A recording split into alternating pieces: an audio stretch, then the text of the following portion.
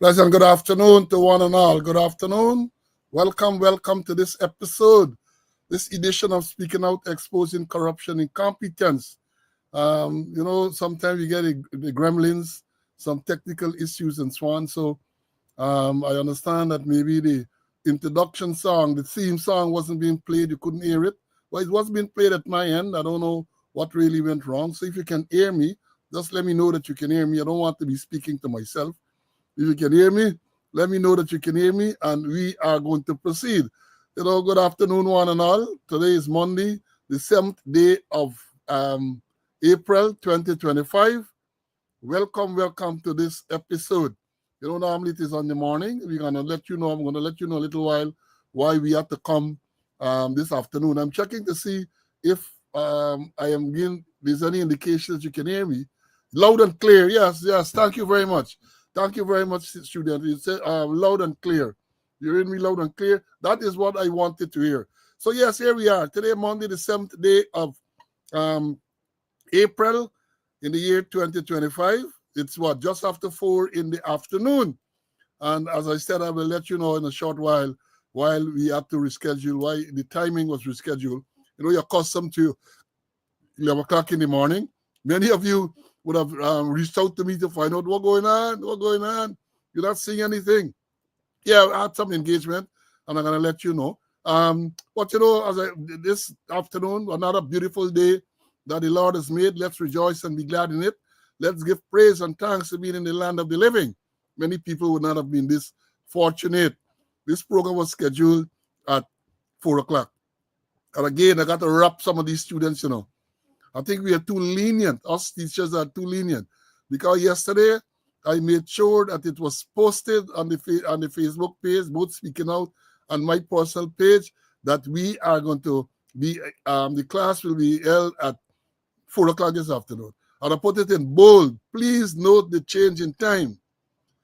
Please note, and students were calling me this morning, texting me to find out what's going on. I like the interest shown.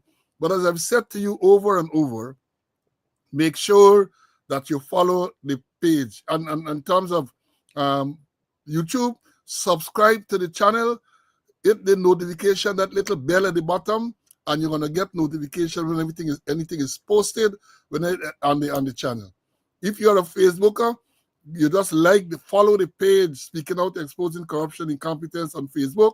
You're going to get a similar notification when anything is posted, and especially when the program goes live. So here we are this great afternoon, another day that the Lord has made. Let's rejoice, let's be glad in it. The program, as I also said, I reminded students this morning that after I posted yesterday, I reminded them again this morning that don't forget 4 o'clock this afternoon. Then somebody asked me what time the gates are going to be open. And then I edited the post to say we're going to open at 1 o'clock. And when we opened at 1 o'clock, oh man, some students were already there. I was pleasantly surprised because normally in the afternoon, you don't get the numbers that we had in the schoolyard. We had a big number in the schoolyard this afternoon. And you would have seen it if you look at the comments and so on when you entered. So yes, another great day. My colleague, Mr. Conway, the man like Freddie, always ready.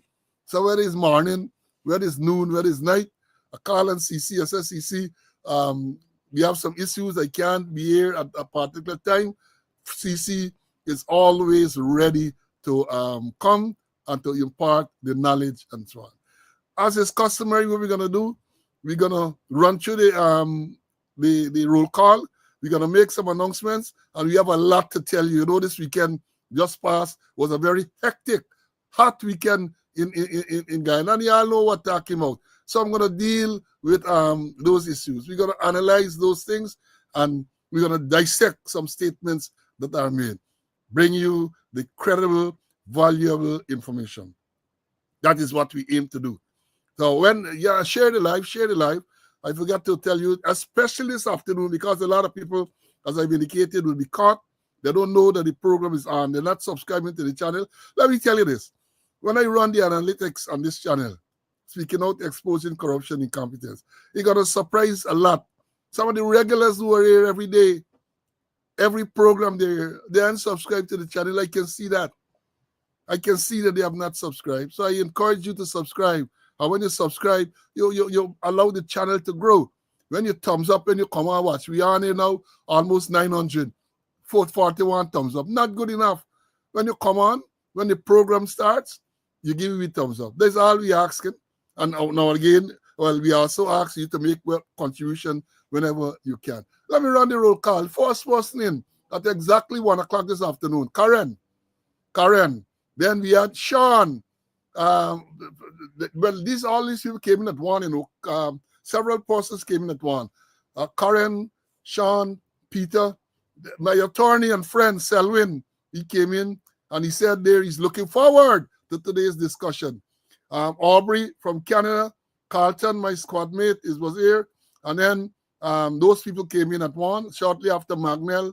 Then Benji was here, 101. Sharon from the UK, David, Desi from Georgia, John, the Conor Rookman, Shalon is here, Magnell, Anthony from Petersall and the East Bank, Ulrich, West Dem, Gavin from Maryland, Princess Earl from Lamar Springs, Paulette, Lucius from Maryland and Georgetown, well, not Georgetown, Maryland and East Bank, Lyndon is here, Joan from New Amsterdam, Earl, Paulette, Derek Tratty is here, Errol, Paul, Lyndon, Mary, Compton, Courtney from New Jersey, Sheena, Henrik, Morton, Sandrine Baird, Brian, Stefan, Trevor, Marcus, Pomela from West Dem, Doreen, my squad mate from Canada, is here with us, Queenie from Brooklyn, Lyndon, Vashti, then it is Michael Storch from Mbaimadai in the interior,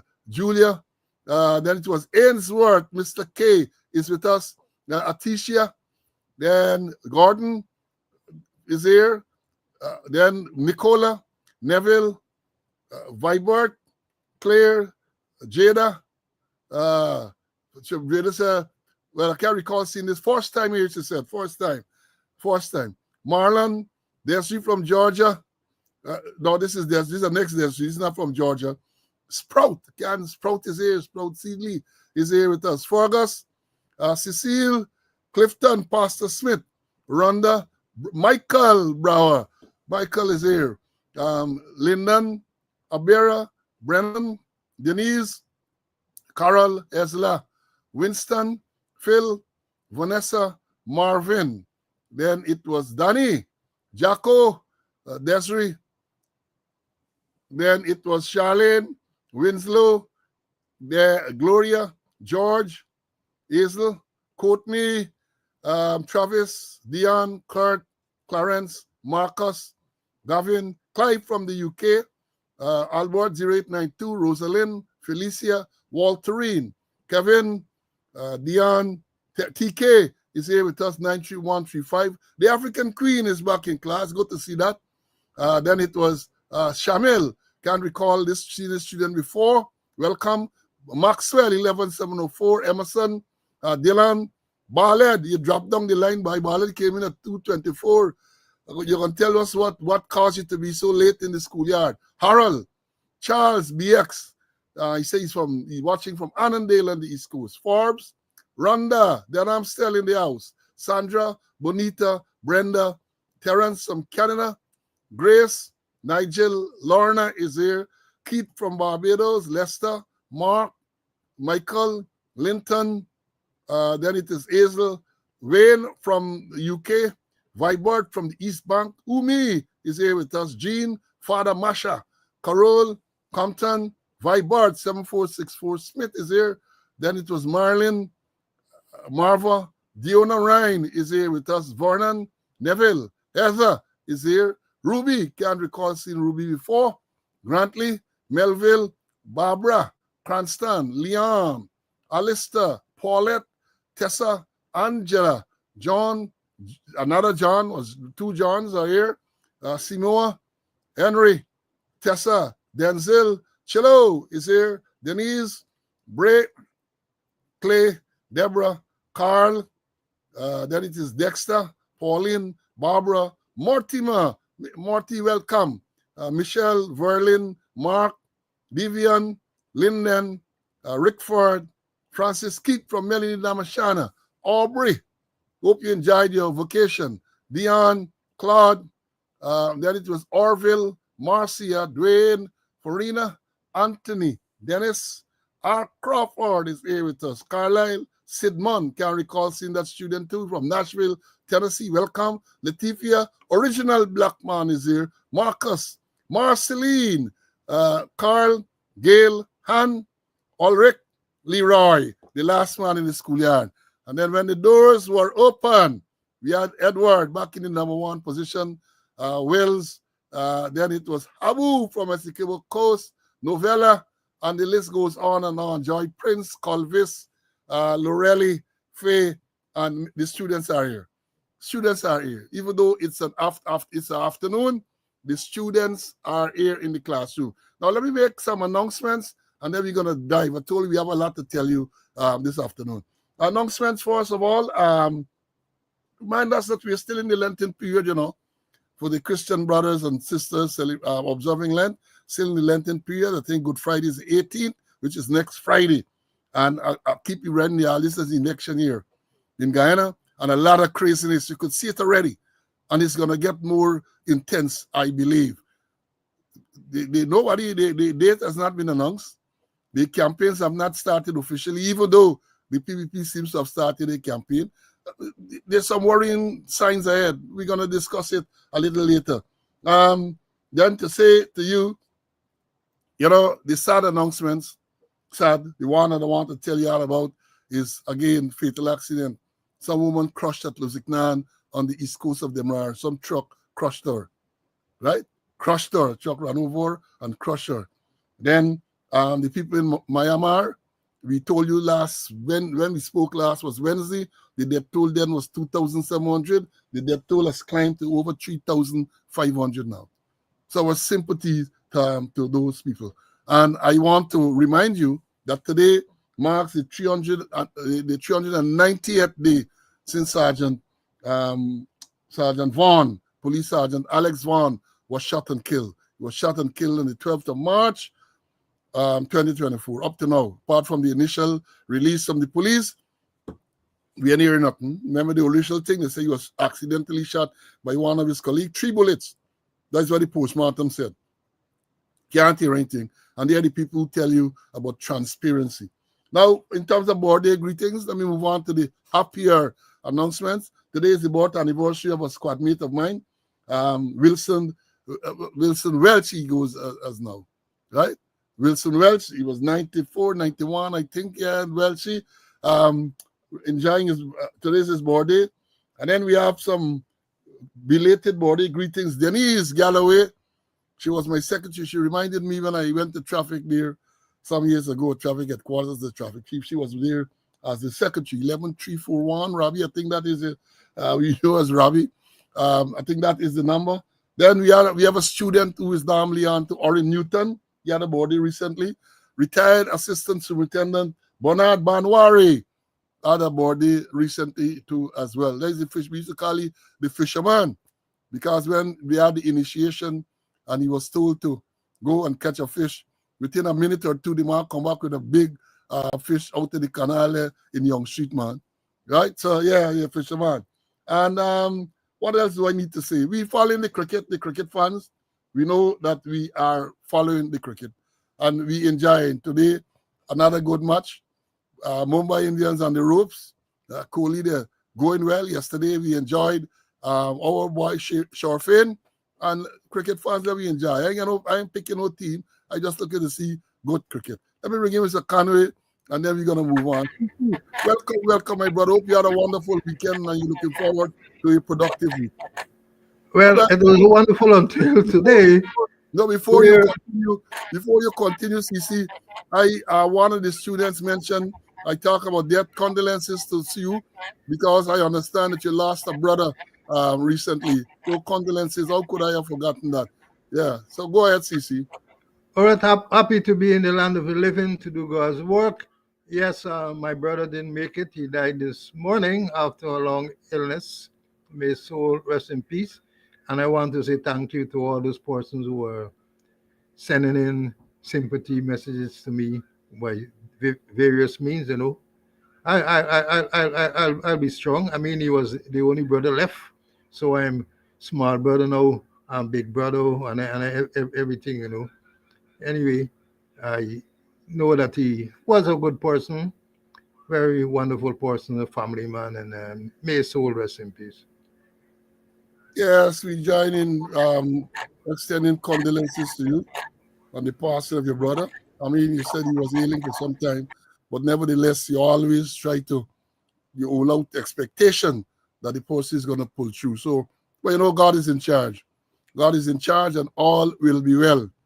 Some of them are prayed as if they will never die. They will never die. Now, the first thing I want to kick off this program with this afternoon is a video circulated on social media a few days ago. I'm talking about the video of this murder where the businessman, diamond businessman, remember it was reported some weeks ago, shot and killed his wife. It was said then that he went home, they had an argument, and she attacked him with a knife, and he shot him 12 bullets from a gun, 12 bullets. Somebody supposed to be in love with, or at least used to be, the mother of his child, 12 bullets. But the thing leaked on the social media. I didn't watch it. I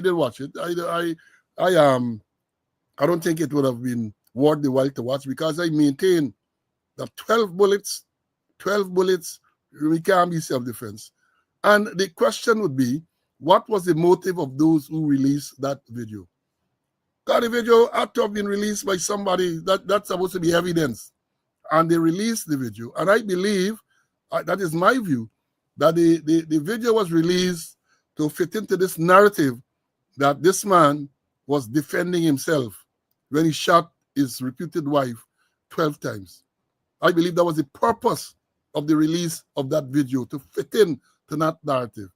And that is not, the release of the video is not surprising. Because remember, we're talking about these investigators, we're talking about an unprofessional, well, not, I shouldn't generalize. We're talking about some unprofessional people in the investigating unit and so on. And remember, this is not an isolated incident. Remember about a year or two when Sir Mars, popular teacher and comedian and all that, Mars was killed somewhere in the East Bank. The suspect was made to give, or shouldn't say he was made, he gave. The police going to say, when I say he was made, they're going to say that maybe suggesting that he was coerced. He gave a video recorded confession. He came admitting to killing this man because they say he claimed that sexual advances were made to him and he killed Mars. A video recorded confession to the police investigators. And that video recorded confession ended up a newsroom, a propaganda arm of the government, newsroom. They showed it. And then they went on to say that the wife, they had a statement from the man's wife that contradicted. This is evidence we're talking about, and they're saying that the wife gave a statement to the police contradicting the story told by the suspect. It's a type of unprofessionalism, you see. So we ought not to be surprised when we saw a few days ago the video of this murder scene being circulated on social media. It's unprofessional conduct. You can't call it nothing else. Because who would have had that video? One would have thought that given the circumstances, this woman shot and killed, The investigators went in there, you look around, you see CCTV. The first thing you're going to do, one of the first things you're going to do is look for the recording device and seize the recording device to see what story, what it will reveal. That would have been the first thing. And you would not have given that out. You had not to, that's lodged there as evidence, but it ended up on the social media. It ended up on social media, right? So that is what you have. So I wanted to start off with that. Let me bring in Mr. Conway to comment on it before we move on. You see, I'm sure you would have heard or you would have seen that. What are your views, my brother? Heard and seen. The police is now no longer, confidential. And if they're investigating, as you rightly mentioned, first thing you look for the video and you secure it. It had to be in the possession of the police. And somebody from the police had to leak it. Somebody had to leak it. Or you want to tell me that the police didn't get possession of it, and other people leak it who get possession of it? Something is not wrong there. And I want to believe it's the police. The police, you really can't trust the police. You mentioned with Soromar, you can't trust them.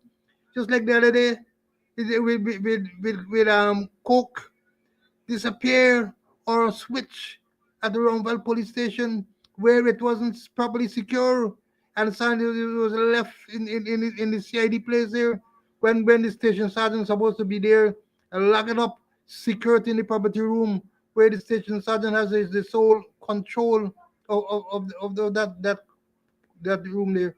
So it is ridiculous that something like that vital evidence could have been leaked, and it got leaked by the police. And you don't hear anything about it. You never hear that OPR investigating that the normal thing. Well, there was the OPR is overboard now, man. Everything OPR investigating, they must give an OPR a ease. But let me say this again. First thing in the investigation, you went in there, right? Because I think it's the man, the deceased woman, and a child, right? I don't know. I'm not sure how old the child is, but any proper investigator can check to see what you must see some camera. For the time you see a camera, you want to see where the footage is stored, because you realize that right away you get gold, you strike gold, because that is likely to tell you exactly what transpired. That's providing the camera was focused in the area. And it turned out it was focused in the area of this incident. And you're going to seize that. That's the first thing. And that will tell you the story. That is going to tell you a story. But that evidence, vital evidence, ended up on social media. And I maintain that the only reason it ended up on social media, apart from the fact that Jackie Opel might have visited, was to fit into this narrative of self-defense. But I maintain look, let me understand as men. You're provoked. You're licensed firearm owner, you're provoked. This is your wife or your reputed wife provoking, the mother of your child. It's not like you're provoked by a stranger, and one would then expect you're going to act differently. Maybe retreat. I don't know. Did he retreat? Maybe even run out the door, because this is the person, this is your partner. Maybe even run out the door. But no, it would appear as though this man decided that the best course of action was to basically empty this firearm, empty the gun and this woman. And then they're talking about self-defense. Well, let me see. I'm going to comment further, because we expect, I think we hear the man charge or something. Let's see what is going to happen there. Now, let me move on. We told you about the fireman who was killed, Voshan Mambod. He was at the Maze fire a few Saturdays ago. Building came down on him. He received injuries. He and others received injuries. Then he died shortly after. You recall 2 Saturdays ago, fireman Neville Combats came out and blazed the Minister of Home Affairs, not necessarily for that fire, but for his general role at fire scenes. Minister turning up and instructing how the fire should be fought, right? Now, this man died in the hospital, and at the time of his death, his family made a lot of allegations. He made that he fell off the bed, he was not properly treated, and all of that. The ministry launched an investigation. That the Ministry of Health launched an investigation, and they came up with a report. I saw what was released in the media, And basically they're saying it wasn't the hospital fault. But in the same report, they went on to point out a lot of problems at the hospital. They say it's not the hospital not responsible for this boy's death, young man. But in the same report, they find out they identified a multiplicity of problems at the hospital. And even went on to say that this man had underlying conditions. Well, I was pleased to read over the weekend that the family of the late fireman to take legal action against Guyana Public Hospital Corporation. That is what it says. Flares Hospital overstatement. This is on April the 5th, Stabrook News. You can go and read it if yourself, but I'm going to read it, or at least parts of it. The family of fireman Vashan Manbod, who succumbed to injuries sustained in the May School fire, while under the care of the Georgetown Hospital Corporation, plans to take legal action against the hospital. Dissatisfied with the outcome of an internal investigation into his treatment, they are demanding transparency and accountability for what they believe to be systemic failures that contributed to his death. The family in a statement yesterday said the Guyana Public Hospital Corporation initially admitted that its investigative panel found systemic errors in Mambo's care. However, the hospital later issued a statement denying any medical negligence or wrongdoing by its staff. The family has strongly contested this conclusion, arguing that it contradicts the hospital's own earlier findings.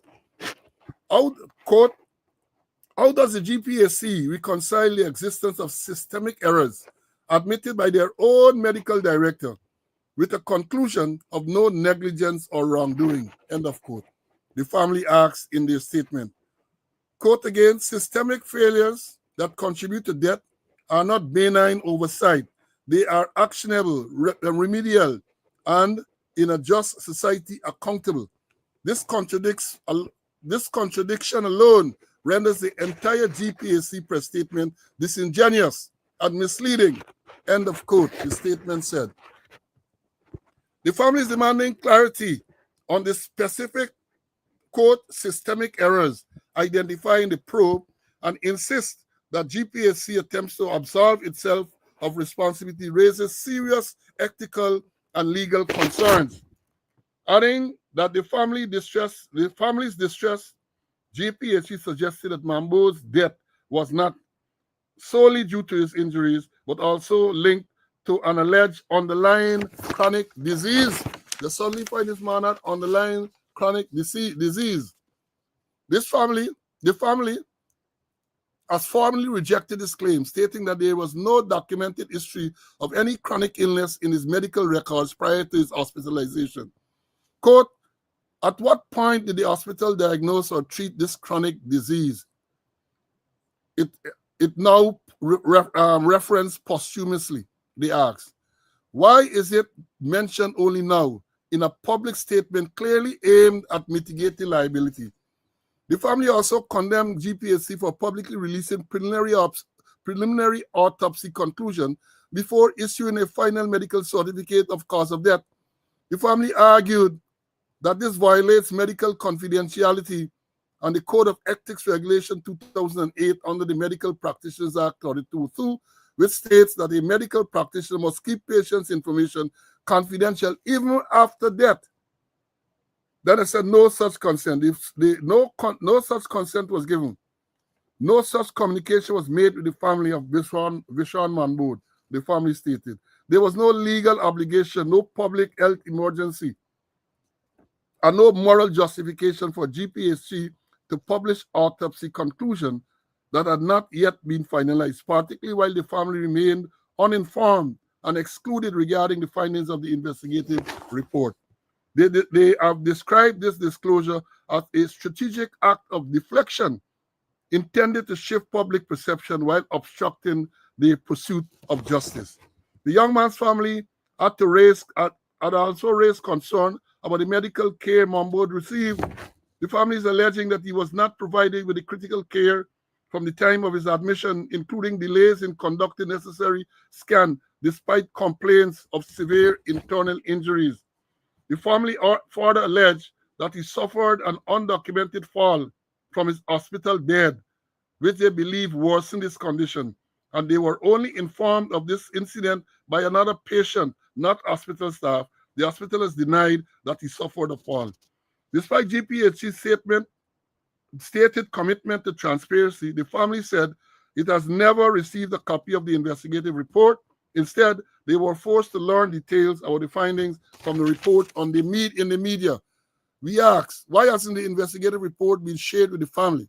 Why were we not consulted, briefed, or even formally informed of its findings? If there was truly no wrongdoing, what exactly is being withheld? The family questioned. They argue that under the Occupational Health and Safety Act and the common law duty of care, medical institutions have a legal and ethical responsibility to provide a reasonable standard of care. They believe GPSC failed to do this, and they intend to challenge it hospital in court. I mean, that is what it is said. Unprofessionalism all around. This man died on duty, He was injured on duty and subsequently died shortly after. I know the family got to be making these statements. What happened to the welfare people at the fire service? What happened to the chief fire? When I said the chief fire officer, I ain't talking about the de facto one, the jury one, the one who goes out there and tell you put your oars at the source of the fire. Me boots dirtier than yours. That is the man that should be answering questions. That is him. He is the chief. He's the man. Let me see. He's the man who goes there and gives instructions how you must fight fire. Right? This is the man. So therefore, questions should be asked of him. What really went on? Let me find it a quick time and so on. Look. See my boots? It's dirtier than yours. You must dress just like a firefighter out here. Don't come with this fancy uniform. Make sure the men have oxygen tanks and that they're directed to put their hoses onto the source of the fire. And to have sledges and axes to break in to get to the source. Yeah, they should ask you what is the position of this man, how this man died. I guess he's gonna have the answers. He should have the answers, guy. You know how to fight fire. But I'm bringing Mr. Conway to have his say on this. This very troubling, very troubling. As a person who wore uniform for all these years, one would expect, and at least in my time, once a person injured on duty, not even on duty, once a member of the service got injured, you got the welfare department and people look into the interests of this person. I remember when I was at operations there, our officer was injured in Letem. Got sick. He was sick in Letem. Green was the commissioner, and they're making turnaround. I contacted my GDF counterpart and arranged for him to be medevaced. Then they talk about, I said, I'm not concerned about payment and all. This man is sick in the interior. He cannot be provided with necessary care there. He got to come out, and I arranged for him to come out. Well, of course, he didn't survive. He died sometime after. But that is what you have to do when people are with you. You see, your views, my brother. I'm happy that the relatives saw it fit to take legal action or to the intention to proceed with legal action against the hospital. Because when you look at it, the hospital report, they talk about systemic failure. And then on the other hand, they're trying to blame the fireman that he had an underlying condition. This thing. And then what about the role of the fire service people? What about the role? I hear anything about the other two persons. One died. What happened with the rest? And then I always saying there must be proper investigation. Because when I listen to Comabach, when I listen to him in terms of firefighting, and I wonder because the Home Affairs Minister was at the scene, and I wonder whether he had given instructions that had influenced the actions of people. You're there too far away. You got to go up there. You got to go to the source of the fire. You got to put your hose there, and baps a wall collapse. And that was the beginning of the end of that firefighter. I wonder if the minister did not contribute to that thing there. because of the instructions that he gave. One day he was there, I repeat him and say, hey, you're not too far away. Why do you put on the road? Go where this, got to the scene, got to the source.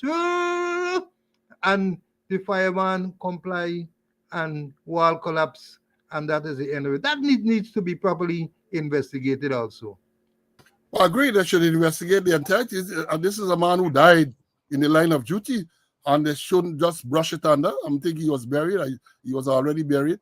Now that the family is making these claims, they should not wait for some civil action.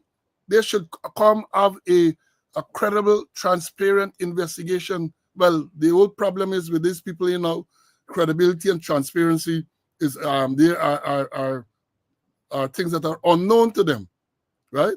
But I mean, Lord, the young man died in the line of duty, and now we family got to be making all of these allegations, which seems credible, right? Which seems credible. That is what I want to talk about people joining. That discourages people from joining these organizations. Discourages people from joining. Because somebody told me the other day, and this is no joke, somebody actually told me this. They had some grandson who always said that he wanted to be a police. Always, I want to be a police. And recently, when he was questioned, he said, no, you want to be police any longer. But why? Because them police getting beaten up every day. So you want to be police any longer. That is the image. That is the image. And the other image, somebody mentioned the thing, the other image here. Big story yesterday in yesterday's Stabrook News. Here what the headline say. Claim of missing drugs on police armory under probe.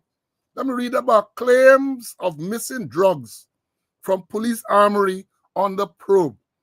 Then it goes here. This is yesterday, the 6th of April, 2025. It says, the Office of Professional Responsibility, oh my God, the overburdened Office of Professional Responsibility has launched an investigation into claims of missing narcotics from the Tactical Services Unit, TSU Armory, located in the compound of the Guyana Police Force headquarters at Evelary, Georgetown.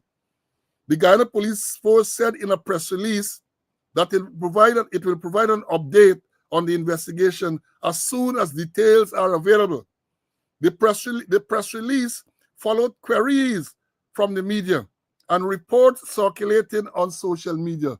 So you get query from the media and reports circulating on social media, which prompted, the reports prompted the media, based on what the story is saying, to find out from them. And then they admit, yes, they're conducting an investigation, OPR. Well, let me tell you what I'm here. I will get them some and sell them. I'm going to the country. I will get them some and sell them. I understand that the officer who is in charge of the narcotics branch, a male officer, is due to proceed on pre-retirement leave. The powers that be identified a female officer to take over from him, to take over the narcotics branch. During this process of taking over, they check the drugs that are lodged, as they say, in the armory at the TSU, police headquarters. And it was then discovered that some large quantity of cocaine turned into flour. That is what is being alleged. A large quantity of cocaine turned into flour. Well, let me tell you something. A lot of things. And let me say, that place where the these drugs are lodged is perhaps the safest place in the whole police force. Well, you're going to question that. Can't even place so safe. How come drugs turn to flour? Right? Safest place. I'm not going to go into the details. I'm not going to compromise on the security of that location. But I know. I remember I was at the TSU for 19 years. 19 years. When I left the TSU, I was a superintendent in charge here for many years. Right? So I know the system. I know the system. And having regards to my knowledge of the system, this story that is being told, I find, you got to tell it to the Marines. Right? It's not enough. Because, let me walk them through. I know they're listening. They said OPR investigating, and OPR going to check it, all of this too. Tell me, you have to now tell me that they're checking every single item of drug that is there, because during this handover process, Because I anticipate you're going to get a whole set of drug lodge in this place. So what happened? You check in during this process, you check in every single parcel, every single exhibit that is there to make sure that it's the right thing, every single exhibit that is there. And if you're not doing that, oh, you come for check this one that turned to flower. Oh, you come to check this particular one that turned to flower. Comrade, they get more in the martel than the pestle. And it reminds me, you know, police doing that sort of thing. But they have some famous, they have some famous magicians. Like everybody, Harry Houdini. You had David Copperfield. They get one named David Blaine. And if you're looking on social media, they get some two little boys. One is in a diaper, doing all sort of magic. Almost scary, turning mannequin into people and all sort of thing, all type of magic. Right? He named King Danny. King Danny 1 or something like that. You must go and check. So them people that ended up at the police headquarters to check the thing. I believe, yes, I believe it's a clear setup. I believe it's a setup that they knew that this thing was not there, and therefore they want to get this man, the man will come and get in trouble. Like that is him. And they're going to check. We're checking this in now. And then the thing is flower. They're checking this and it is flower. God, they got a lot of questions, you know. They got a lot of questions. The whole handover process. Whether they're checking all these exhibits and all that. And I am reminded, there's not the first time Houdini visited, you know, maybe at headquarters. But I'm not going to go into all the details. But I remember when I was at Brickdam as a commander, a certain officer who was subsequently dismissed was on patrol in 19A Division, and they intercepted a vehicle and they reported that the vehicle had what was suspected to be cocaine, a quantity of cocaine. And he was a young officer, and he decided that he was going to take it to Rhymeville police station. And the man who was a duty officer at Brickdam, an inspector, may I call his name neither, detective inspector, very experienced detective inspector, told him, no, bring the thing to Brickdam so we can guide you as to how to deal with it. He refused. He did not bring it. He made a sort of comment. So I was pissed. So I told the detective officer and them, I said, bring him before me in the morning at Brickdam. They one of my morning meetings. Bring him. Let me deal with him. And when he came before me, and I tried to find out what happened, why did you not follow the instruction of the duty officer? You know, the man turned and tell me in the presence of all the other officers there, sir, this thing is flower, it's not cocaine. It had not been checked yet, you know. It had not gone through any field check. He said it's flower, it's not cocaine. So I said, wait, you want to tell me when they're on patrol, you're intercepting flower? That is what you want to tell me? You are intercepting flower? What Jackie Opel days were going on? Jackie Opel. And another example I like to teach, when you tell people these examples, they're going to understand. I was a young inspector at TSU many, many years ago. And there were two persons, right? No one.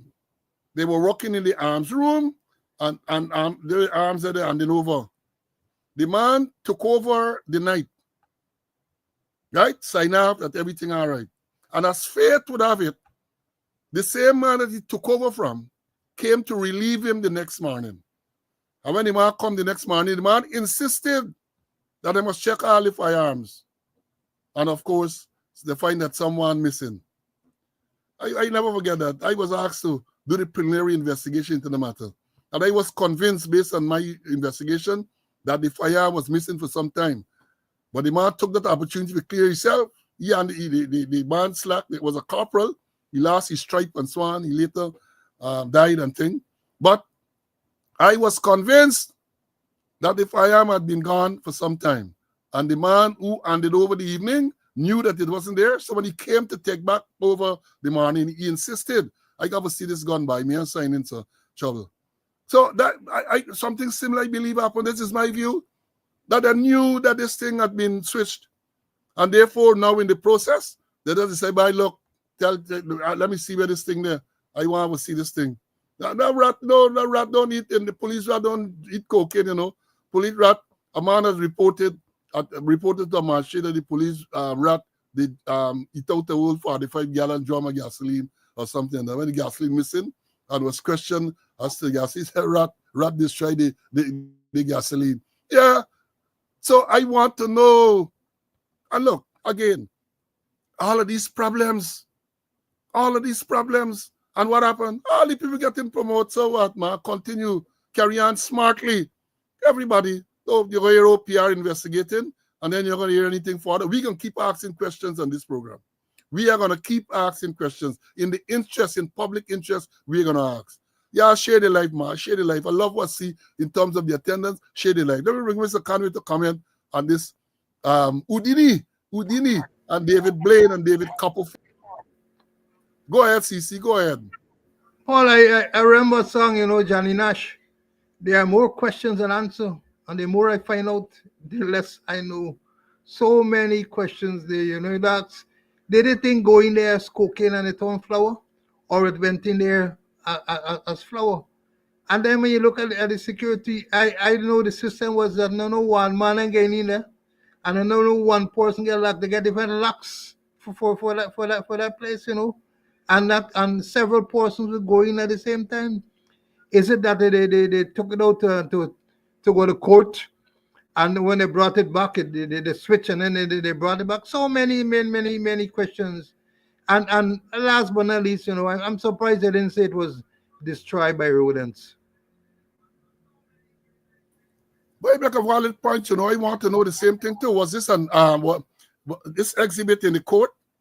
I know that everything that is lodged is an exhibit in the court. It might have been found, but no one was arrested, right? So it's there. I guess waiting for some time when it's going to be destroyed and all of that. So all of that, those are questions that have to be asked. Was it found in the possession of anyone? Is it a matter pending before the court? Or was it found and no one was arrested, so there's no case that is linked to this? All those are questions that should be asked. But every day, there is something negative about the police. And when you talk about it, they come and they're vexed with you. And as we are the police, let me tell you about the next one. They're claiming a source in the Guyana Auditor's General Office. This is on social media. And they haven't come out to debunk this yet, They haven't come out to debunk it. This is not an official release from them. This is a release. This is a post on the social media. And here's what it says.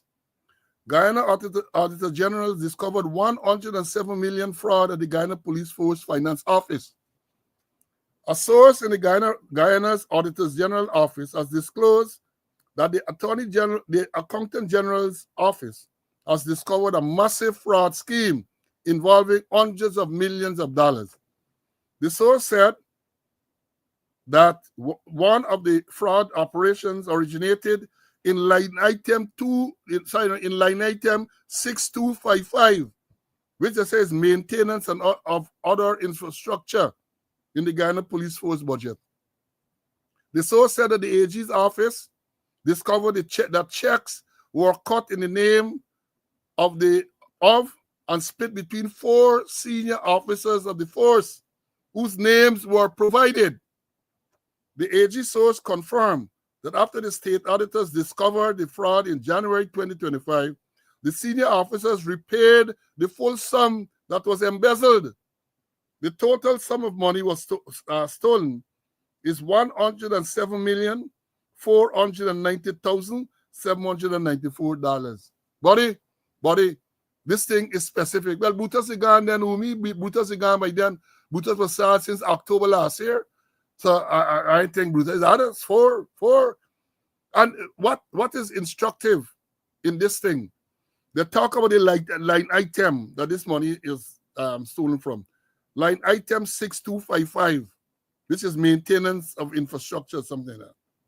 Then they are specific in terms of the amount that was stolen. $107,490,794. Would the corporate communications unit, the corporate propaganda unit, please say whether this is so or not, in the interest of transparency, a word that y'all like to use and that you don't know the meaning of, right? In the interest of transparency, Please let them know. And let me say this before we begin, Mr. Conway. Because when these things talk about senior officers, they're not sure what rank they're talking about. Yeah? So don't jump to conclusions. Because we know in the police force and in the discipline services, when we talk about a senior police officer, a senior police officer is from the rank of superintendent up. Superintendent, senior superintendent, assistant commissioners, deputy commissioners, and commissioners. Those are senior officers. But they're the CIA inspector and a sergeant, and even they can call them senior officer. For them, once a wear khaki, he's a senior officer. So I don't know if they're talking about somebody wearing khaki or whether they're talking about a rail, but based on the content of this release, it is suggesting that people with khaki at senior levels. Because when you talk about the originating line maintenance of infrastructure, no junior body any involved in that. No junior person is not involved in that. And I say it again, this is an allegation of the police finance office. The same place the finance officer there now is the man who they claim was bullied by Brutus to cut checks on the police welfare fund for Guy. Say bully. And I said, and I maintain, I will continue to say, that Brutus, the things that they are alleging that Brutus did, could not have done it by himself. Others had to be involved. So I'm to the finance officer. Let me go back to the same thing. This is a Brutus bullying you for cut check from the Central Welfare Fund. You're the finance officer. You know that checks cannot be cut from the Central Welfare Fund for that purpose. And even if you want to say bullying you and think, did you make a record? Did you complain? Did you go to the commissioner and tell the commissioner, look, this officer is bullying you to do something that is wrong, perhaps even illegal? And I'm saying that if you did not do that, and once you authorize and make sure that you are culpable, you are negligent, you ought not to have been there in the first place, and now that this happened, you ought not to have remained there. But I guess you get the right texture of air, and you must be talking to the right people and so on. You gotta call it out. How can this man be allowed to remain there when something like that happens? You're claiming that. The same thing I said with the person at the police consumers. You said that this man tell you to cut some check for $60 million and he must cash the check and give the cash to you. You don't know that something wrong there? You don't know that something is wrong? How could you cut the check? Where are the supporting documents? Where are the supporting documents? These things are supposed to be repairs to the building. Where is it? And then you cut this check, you go to the bank, you draw the money, and you're claiming in your own statement that the money was delivered to Brutus in the presence of the commissioner in the commissioner's office. And you are still there. As a matter of fact, I understand all of them get promotion at the last promotion there. All of these people were promoted. They were all promoted. And that is what you have. That is what you have. Incompetence and even criminality is being rewarded. But as GSK Lal said, when you get a gang of gangsters that call themselves government, these things are going to happen. As somebody said in the comment here, monkey see, monkey do. Monkey see, monkey do. Corruption all around, so people are tempted to get involved in it as well. That is what is going on. Let me bring in Mr. Conway. And before I bring in Mr. Conway, remember, I think it was on the last program or the program before that, Mr. Conway alluded to big fraud they going on with checks and so on. And he claimed that he saw evidence. So maybe he will elaborate some more on that now. CC, go ahead, my brother. All since during the time of Brutus, when he was assistant commissioner, when we were talking about fraud, we gave them early warning that fraud going on in region 1, 7, 8, and 9. 1, 7, 8, and 9. I don't know about what Borg put up there.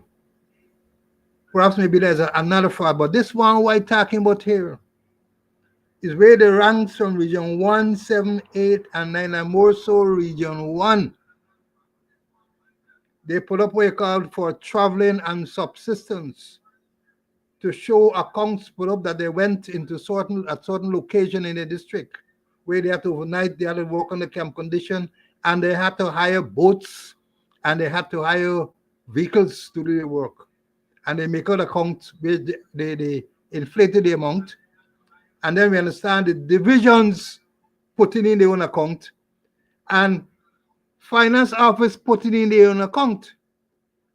And then they write out a big blanket check, send it back to the divisions.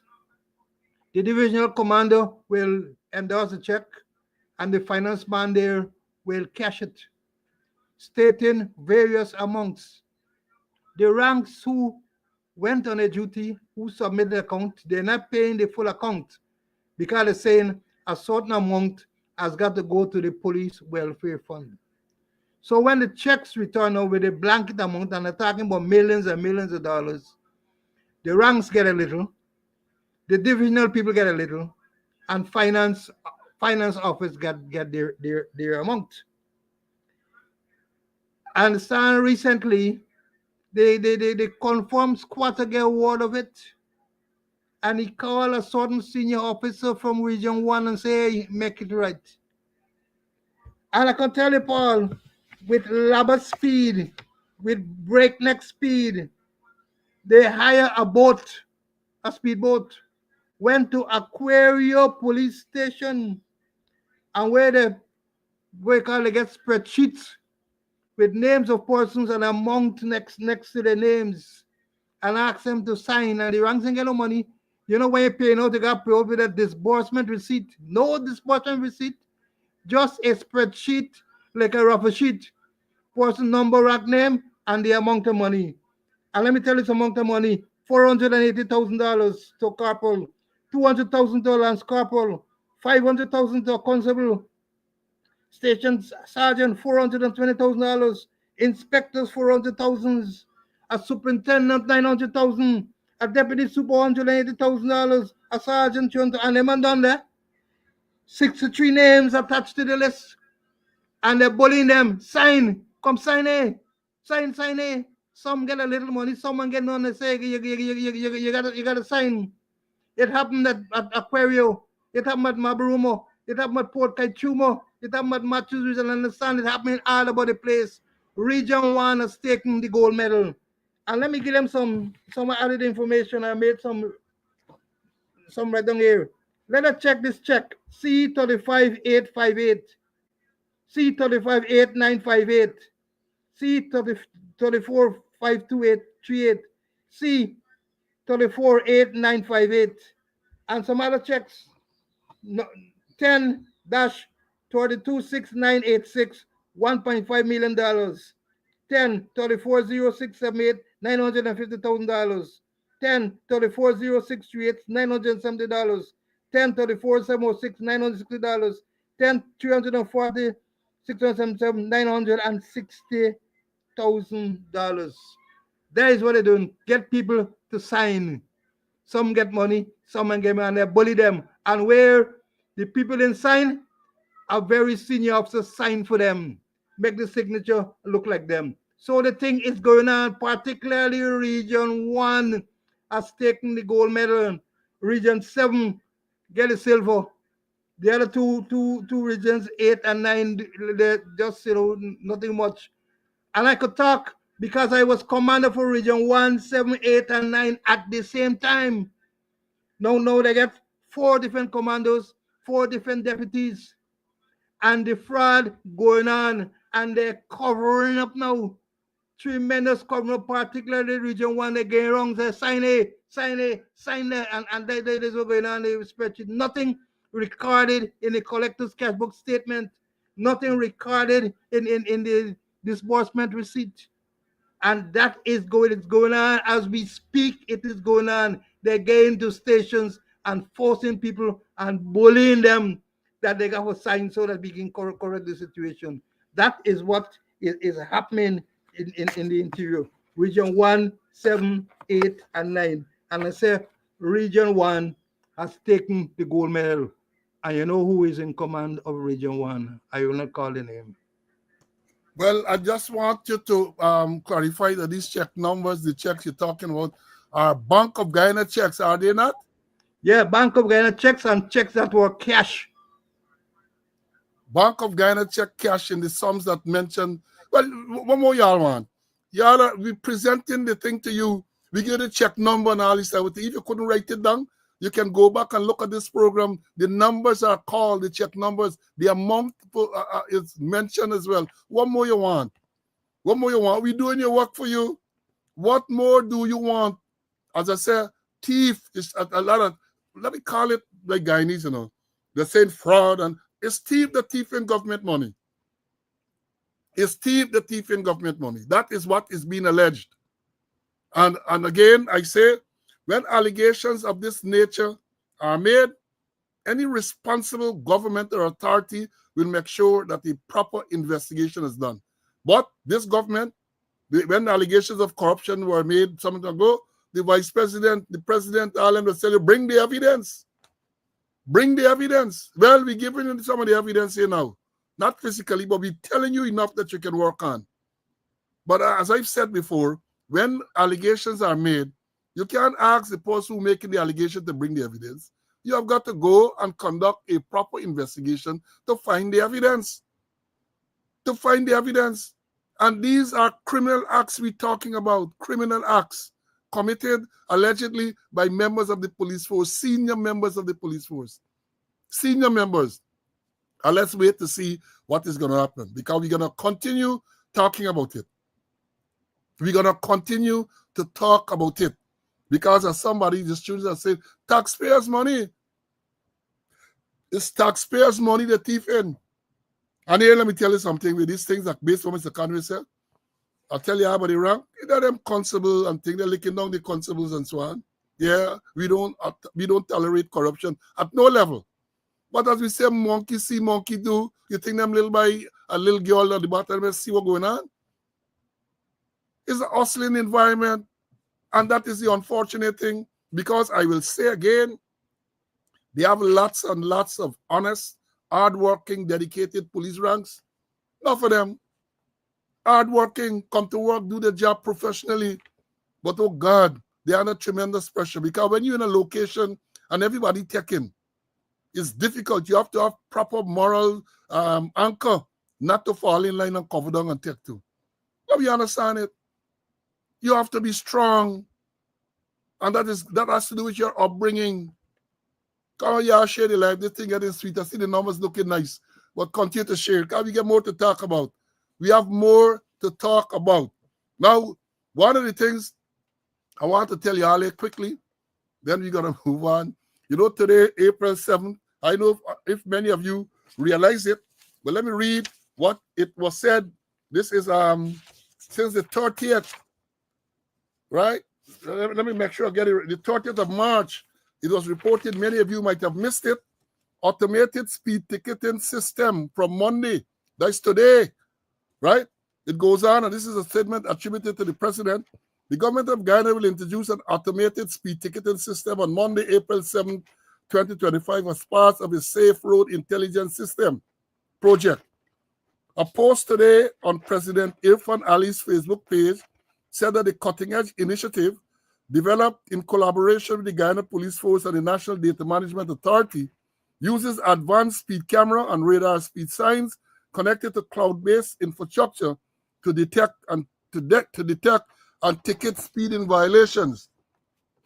Tickets will be generated automatically and sent via SMS or email if drivers have their contact details registered with the Guyana Revenue Authority. For others, physical tickets will be delivered to their addresses, the post said. The system ensures impartial and consistent enforcement, leaving no room for manual interference or manipulation, and violations can be contested in court or paid via MMG or the Guyana Revenue Authority upcoming partner app. Alongside the development of radar speed signs and automated cameras, the post said that the government will roll out a nationwide awareness campaign to educate drivers on the system and its benefits. Motorists are encouraged to drive responsibly, follow speed limits, and support this effort to create a safer and smarter road network for all Guyanese. Well, that thing was implemented today, you know. That system was implemented today. So even though they said that the government will roll out a nationwide awareness campaign, I don't know that the awareness campaign started yet. And then there's a statement too attributed to the traffic officer, and this is dated April the 3rd. It says, new automated speeding ticket system, a win-win for all. That's what traffic chief said. Now, here what the article says, traffic enforcement across the country will soon be entering a new era with the introduction of an automated speed ticketing system, which completely negates the need for the presence and involvement of traffic rank. In an interview with Radio Eve Leary, traffic chief Mahendra Singh gave an outline of the ticketing process, which is scheduled to begin Monday, April 7th. He explained that the placement of the cutting-edge technology allows it to have a reach of approximately 500 to 600 feet of detection. When the advanced speeding camera detects a speeding violation, the driver is automatically provided with an image of the time the violation was committed and the speed at which the car was traveling. No, that's a car, like only car they're dealing with. The traffic chief order pointed out, quote, here now, you motorists are placed on the spot. If the system demands that there be an adjustment in the manner in which you motorists drive on the road, end of quote. He noted that the speeding fine remains at $7,500, while acknowledging that there will be instances where a ticket may be issued to the owner and not the driver committing the violation. In this instance, Singh explained the amendment to the legislation now allows the owner to identify who the driver is and contest the ticket in court. The officer praised the implementation of the system. Then it said, according to the release, immediately upon the rollout of this program, motorists exceeding the speed limit will receive a ticket generated automatically without manual processing. The system is fully automated and autonomous, ensuring impartial and consistent enforcement with no possibility of manual intervention, making it impossible for offenders to manipulate or bypass fines. All violations must be paid or contested in court. If a driver's contact details are registered with the Guyana Revenue Authority, he or she will receive a notification via SMS or email with details of the violation. However, if the contact details are not registered, a physical ticket will be delivered to the address. Currently, the speed cameras and radar speed signs are connected to cloud-based infrastructure and are mounted along the Eros Highway and will possibly be placed at Covent Garden. They have also been installed along the East Coast, Demerara in the vicinity of Movietown, and at Good Hope. And the update to that, bear with me, the update to that, I got to bring the information to you all now. About sometime this afternoon, it has been reported that drivers are being urged to slow down and ensure their vehicle records are up to date. As a safe road intelligence system issued 259 speeding violations by midday on its very first day of operation. Right? The system, which officially went live midnight, uses GNBS approved and certified cameras to automatically detect traffic violations, including speeding, obscure license plate, and unsafe modifications such as excessively tinted windscreen. While tickets are only automatically issued for speeding, the system can also detect other infractions. In these cases, a summons may be issued for the offending vehicle to be presented to the police for inspection and possible charges. Well, they go on to tell you the system forms part of the government of Guyana broader push to modernize infrastructure, improve public safety, and enforce road regulations through the use of smart technology. And then they say something. Now I have a lot of questions to ask, because one of the things, they said that this thing is going to be, they're going to have a countrywide, what the term they say? Government will roll out a nationwide awareness campaign to educate drivers. Well, I'm not aware of any such campaign being rolled out, and the thing went into effect midnight last night, 12 o'clock. And they said up to midday, 259 persons were ticketed. But yeah, look, let me start off by saying, I keep telling you all, I was the traffic chief on 2 occasions. And we did a lot during that period, even though them cockroaches don't want to see us out. We did a lot. to improve the system. Anything, my main issue is these piecemeal efforts are not going to work. I am convinced this piecemeal, what was the other day? They tell you about new legislation to no longer, if you're drunk when you kill somebody, is no longer causing death by dangerous driving, is motor manslaughter. How many cases have they made motor manslaughter? They made one where the man killed the policewoman in front of the police station at BV, and the information is that by 10 thing walk its way through the court, it can go back to causing death by dangerous driving. They changed the law to say that if a person is found to be driving under the influence, legally drunk, the fine was $200,000. They had cases, or at least one case I know, where somebody was fined some $30,000 or something like that. Pleaded guilty, fined $30,000. The same thing now, there are 2 cases that we know of where people refuse to be breathalyzed. Remember, if you take the breathalyzer test and you are above the legal limit, $200,000 fine. Some people refuse to take the test and they are fined $30,000. This has got to be a joke. It has to be a big joke, a bigger joke than the disappearance of the cocaine. Because how do you not, if you sit down and you walk this thing through, how do you not put a system in place to make sure if a person refuses to take the test, he's deemed to be above the limit? Is deemed by the court to be above the limit and fined the same $200,000. So you're telling me the man blow, he above the legal limit, $200,000. He refuses to blow, $30,000. So everybody can refuse to blow. Everybody is going to refuse to blow because it's economics, you know. If you refuse to blow, it's $30,000, so you're $170,000 in the good. That is what is going on. Now, let me tell you some things about this same thingy. First of all, let me tell you the statement by the traffic chief about the legislation to identify the driver. The amendment, he says here, Singh explained, the amendment to the legislation now allows the owner to identify who the driver is. Since I was a traffic chief, and long before me that was traffic chief, that was the system. You write to there's a form, notice of identity, I think it is called. You write to you get the registered owner of the vehicle, if that person wasn't the person driving the vehicle at the time, and you demand of them to tell you who was the person driving the vehicle at a particular place and a particular time. So this is nothing new. There's no, well, I don't know what he's talking about. That has always been there. Well, not always, but it has been there for the longest while. Notice of identity, where you get the registered owner of the vehicle and you serve the notice of him. You tell him at so time, so place, you are to identify who was driving the vehicle at that time. And the law explains, because if the owner NO or the owner refuses to cooperate, then he is liable. He or she is liable. So when he come and tell you this, I don't understand that. I don't understand what he's saying there. Right? Then this whole thing is fraught.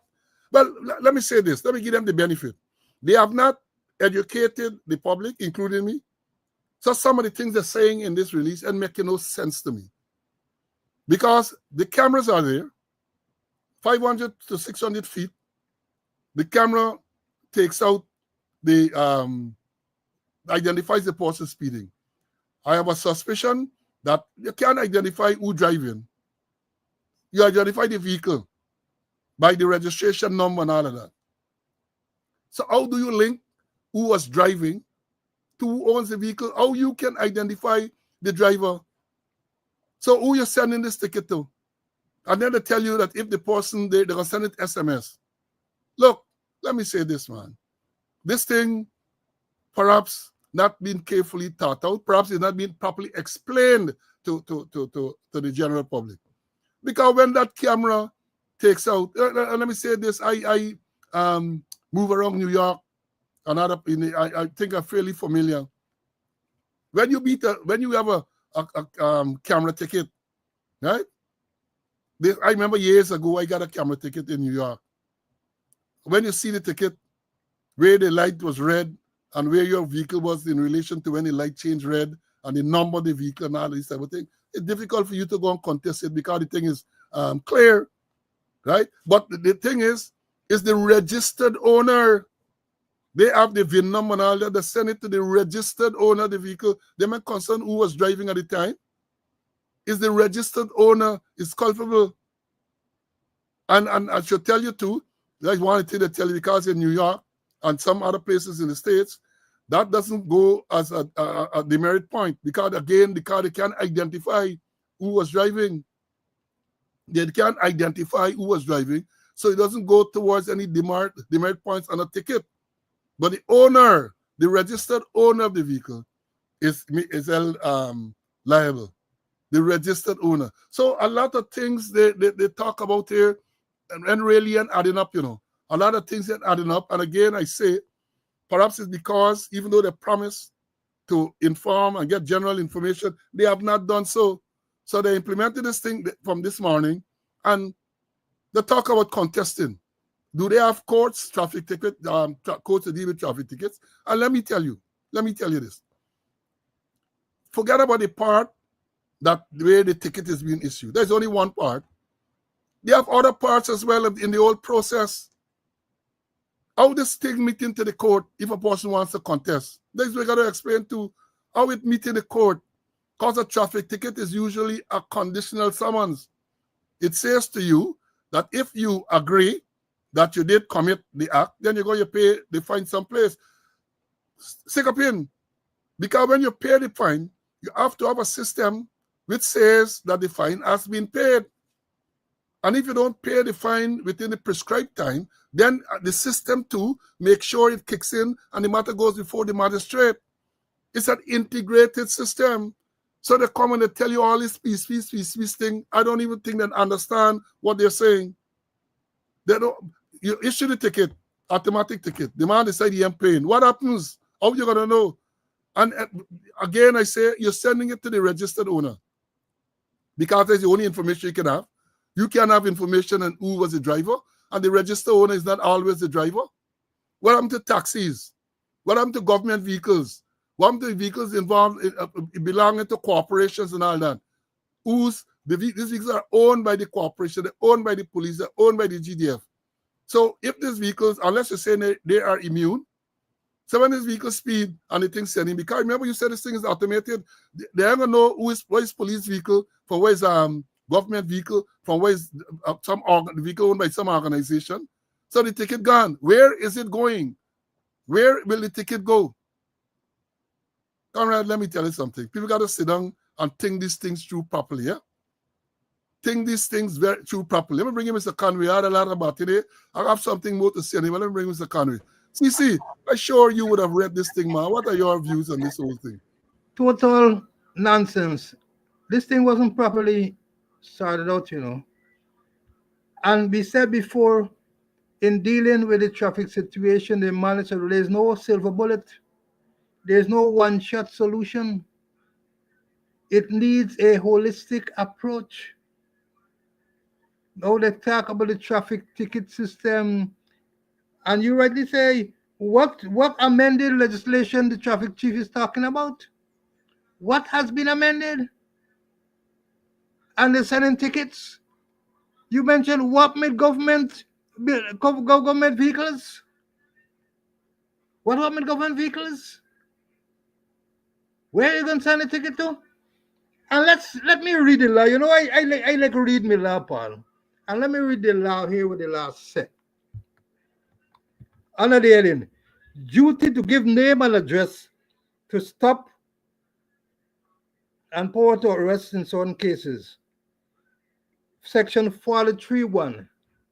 Here it says, if the driver of a motor vehicle who is alleged to have committed an offense under the foregoing provisions of this act or regulation as to reckless or dangerous driving or careless driving refuses or being so required by a person without having reasonable grounds of requiring to give his name and or address, or gives a false name or address, he shall be guilty of an offense.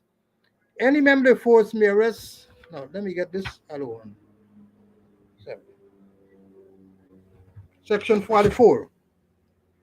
Where a driver of a vehicle is alleged to be guilty of an offense on this act, and talk about information to be given as to the identity of drivers of motor vehicle. Over. Information to be given as to the identity of drivers of motor vehicle. Section 44. Where the driver of a vehicle is alleged to be guilty of offense under this act, A, the owner of the vehicle shall give such information as he may be required by or on behalf of the Commissioner of Police to give us to the identity of the driver, and if he fails to do so, shall be guilty of an offense unless he shows to the satisfaction of the court that he did not know and could not, with a reasonable diligence, have ascertained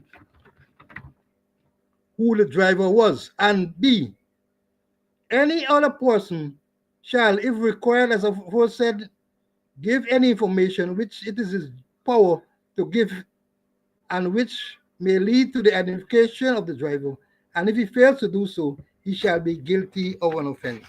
So it's saying that information to be given as to the identity of the driver by the owner. And here it is. And this is a legal requirement. Restriction on, and I'm giving them good advice, restriction on prosecution under certain section.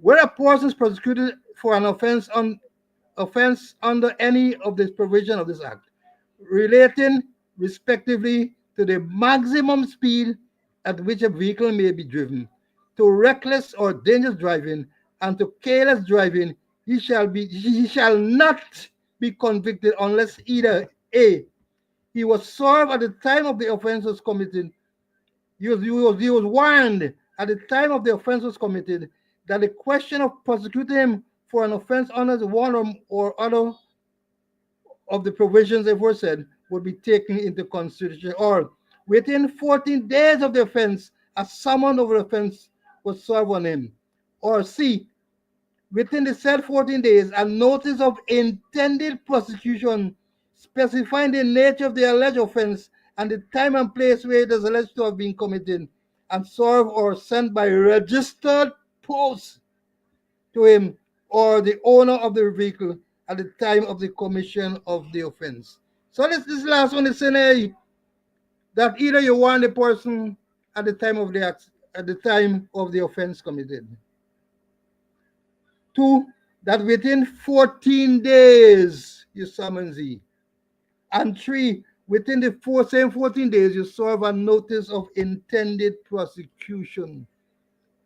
And if you can't find the person, you don't talk about SMS, you talk about a registered post, sent by registered post. So the thing is that person commit the offense, that you have to get the identity of the guy, identify the driver. And the way to identify the driver is to get the registered owner, and he's bound by law to tell you who they drive in there, or he take the route.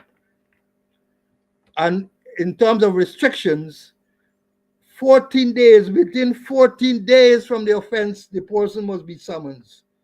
And within 14 days, you serve the person with a notice of intended prosecution. And remember to me, Ed, you will be reported for the question to be considered for prosecuting you for one or more of the offense of reckless, careless, or dangerous driving, or exceeding the speed limit, or it was warned at the time of the accident of the offense. The question of prosecuting him will be considered. And I was told that we used to say that if the man had left the scene of his accident, he left the scene of the accident, you can't warn him there. You got to serve him with notice of intended person. So they got to read section 44 and 45, and that must come into play in dealing with the traffic ticket situation. So I know what education they put in those stores, but the whole thing needs proper vetting. They need to go over bucket and make sure that they do a proper something so that things won't go haywire. As I see it, things gonna go haywire. And the thing is not because you introduce a new system, you make a whole lot of cases that you are effective. Here is what Sir Robert Peel who is considered the father of modern day policing, he said, the test of police effectiveness is the absence of crime or disorder, not evidence of police activity in dealing with the problems. And transfer this to the traffic situation. The test is the absence of fatal accident, the absence of serious accident, minor accident, damage accident, and the absence of chaos and confusion in the road, the absence of where limbs and lives are in peril. That is how you test whether you're effective or not. Not bring a new legislation or bring a new system in place and say, well, this is it, and we make so much of cases. And also, Paul, you touch on the cases that how you gonna know the person if the person pay. What is the procedure? You have got to get an ex parte trial. Somebody got to go in front of the magistrate and give the evidence, the ex parte trial, and then they must, and based on that, the magistrate must say guilty, and then he had a fine, and if you don't pay the fine, a warrant is issued, and then the police got to execute the warrant. So it's a whole big long process you have to go through to ensure that justice is done from beginning to end. Not only just issuing a ticket, that is just part of the process. And I can't recall when last I heard that the magistrate did an ex parte traffic case. Can't tell last year a magistrate and I've been checking did an ex parte. So then get if people don't pay a ticket, they'll have a whole set of cases backing up there and a whole set of ex parte trial to be done. Perhaps they may employ more special traffic magistrate. So the whole system need revamping what they put in here. Yes, they're trying to see they could bring some semblance of order on the road, but they're acting it, they're going wrong. And this piecemeal effort can't do. There's no silver bullet and there's no one-shot solution to deal with the lawlessness that's operating on our road.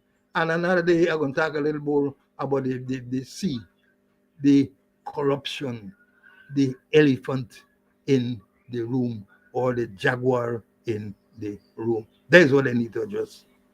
Yeah, but let me say this again. You have outlined the law as we know it.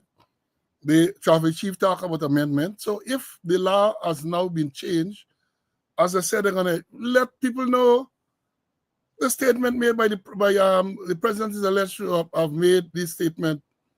They came out on the 30th of last month. Just about a week ago. And they said educate nothing. You just hear that the thing implemented from this morning, the 7th, but no education. So if they had done what they were supposed to do, many of these questions that we are asking and many of the things we're saying might not have been relevant because we would have known how the thing is going to be implemented. Because I find it strange that you're saying you're talking about the driver of the vehicle. How do you know who is the driver? A vehicle is being driven. There are no camera that I'm aware of can identify who is the driver. It identifies the vehicle by registration number, and then it's going to tell you who is the registered owner of the vehicle. And then there's a process to identify who was the driver at the time when this offense is alleged to have occurred.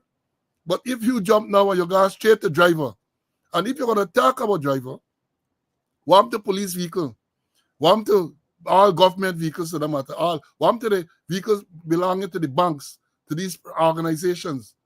Because at the end of the day, when you take out the thing and you send it, you got to send it to the registered owner, despite what they're saying there. You have to send it to the registered owner. So it's a little confusing at this stage, right? And they need to make sure, because it has already been implemented. Is that a case where, as they said, they would have gone through a process to try to educate people? They have already implemented it.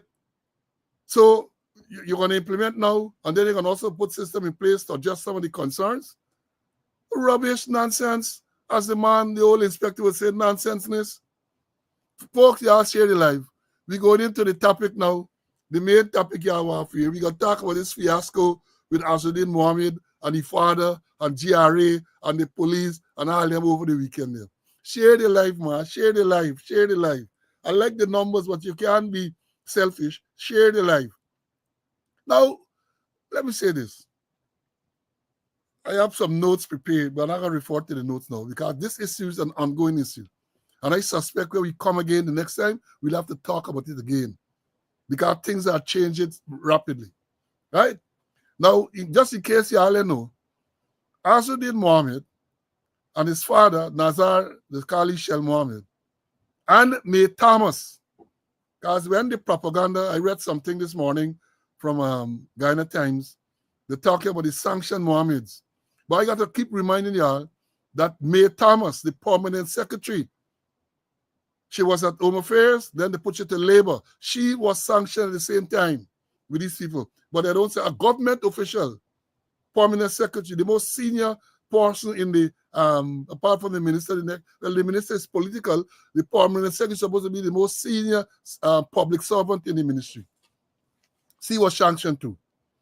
All right, so they sanctioned them, and then they went ahead, they take away their license, they do all manner of things. Now, Asruddin Mohammed has been going around the place and talking to people, attracting reasonable sized crowd. It appears as though that people see that as a threat. They see that as a threat to them because these people who are being attracted is only of one ethnic group. Is African, is Indian. That thing get the PPP crazy. Because this man attracting. Asruddin Mohammed claims, he alleges that he was called by some senior people in the government and the PPP and who asked him to make a statement to say that he ain't gonna contest any political seat. That's what he claims. Because they're worried that if he contests, he might be a threat to them. Right? He claimed that he refused to do so. He refused to do so. Mind you, he has not declared his intention yet to run for political office. They decided then that they were going to go after him and his father. So sometime not so long ago, we heard the extended squatter say, take away all the guns. Because they had a security company, take away the guns. And eventually I saw the letter. It's sheer nonsense that is written in the letter. I don't believe when you look at the law that the man who's claimed to suspend the license has the legal authority to do so. They don't read, They don't read. Or sometimes they're just arrogant and they decide they can run roughshod over people. Forget about the Constitution. Forget about the laws. We are doing this because we in power. Anyhow, they take away the guns. Last week, the Mohammeds went to Barbados. They went on vacation to Barbados. These are people who have not traveled out of Guyana for a long time. For a long time, they have not traveled out of Guyana. So much so that some of the sycophants, PPP supporters, were saying that they can't travel. Well, the people traveled to Barbados last week where they spent some time. Asruddin posted a video with him on the beach and so on. And at last Thursday's views out, that was an issue. Imagine a private citizen or two private citizens going to Barbados on vacation or whatever they went there for.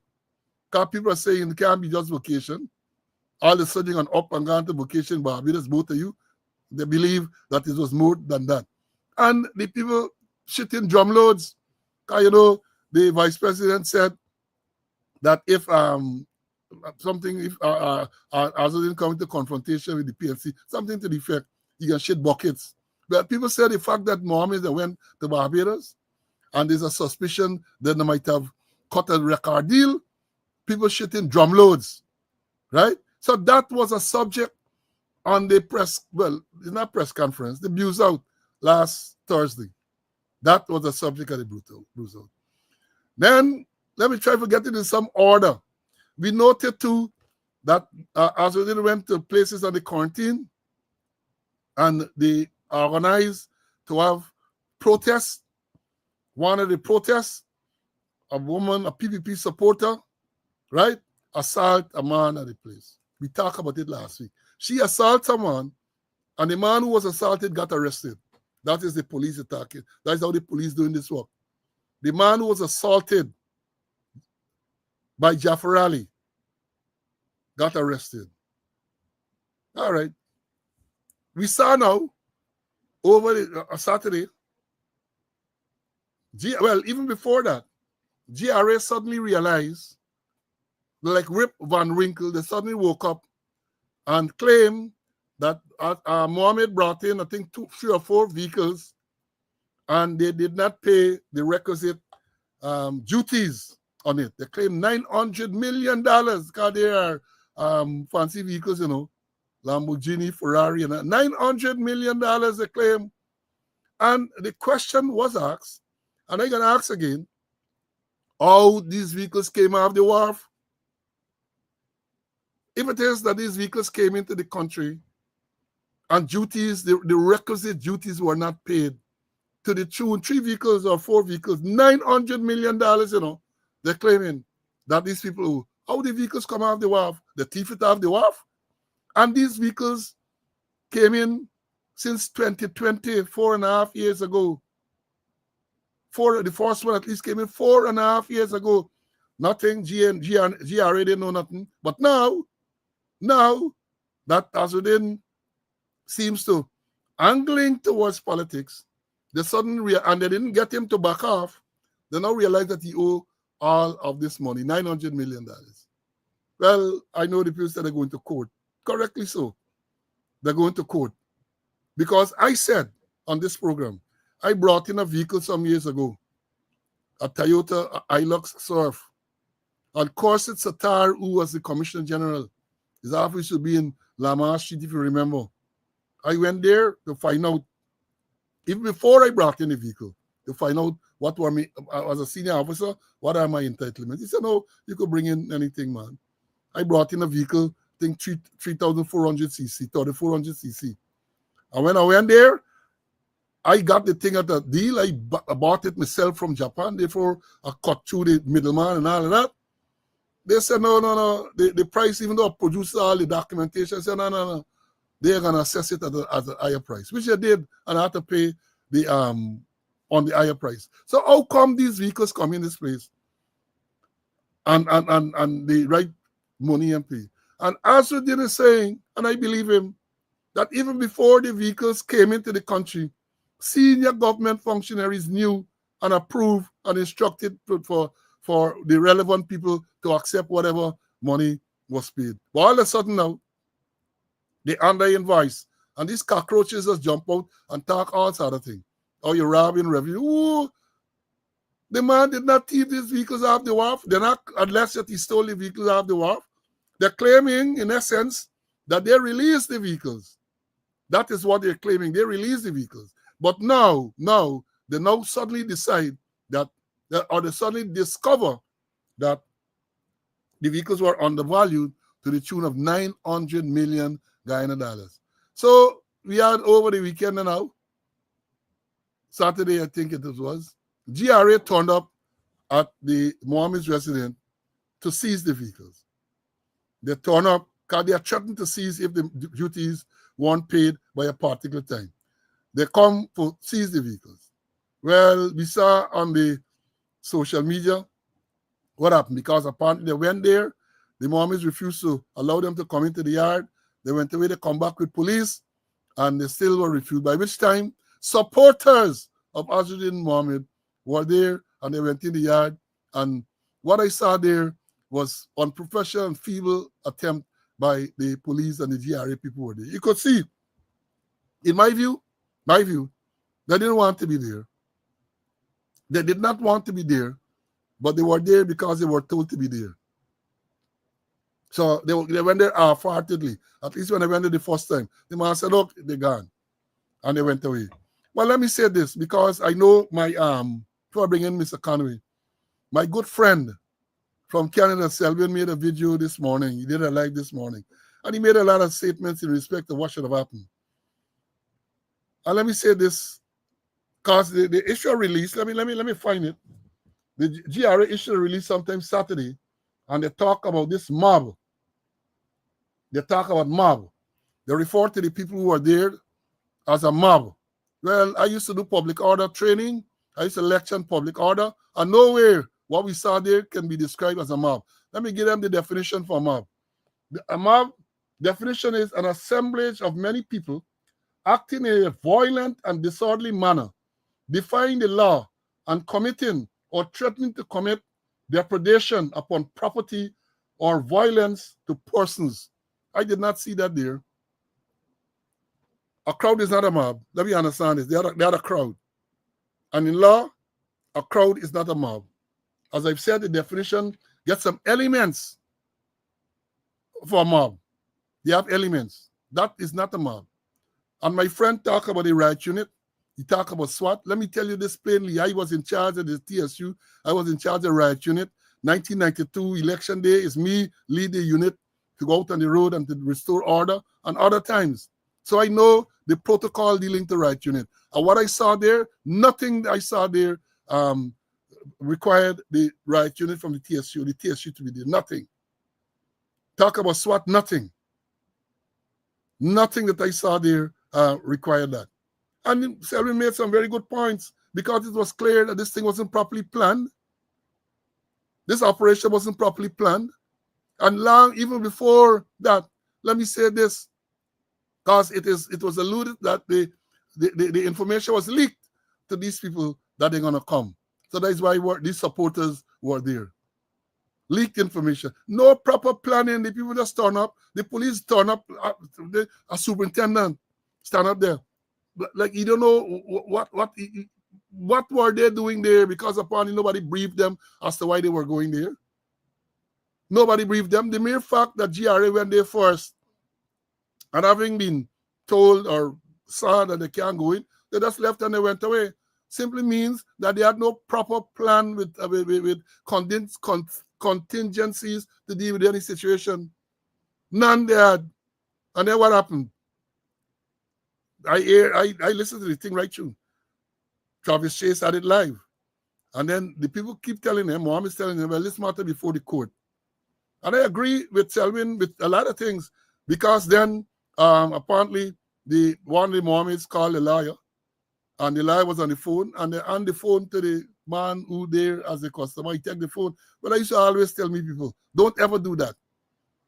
Don't ever do that. Somebody you deal with and pass phone to you and say, talk to this man. No. And there's a regular thing that's happening in the police force, you know. Some traffic rank, they're out there doing the work, and some man who believe that he gets some contact, he calls some senior person, calls some government politician, then pass the phone to you, say, talk to this man. Nonsense.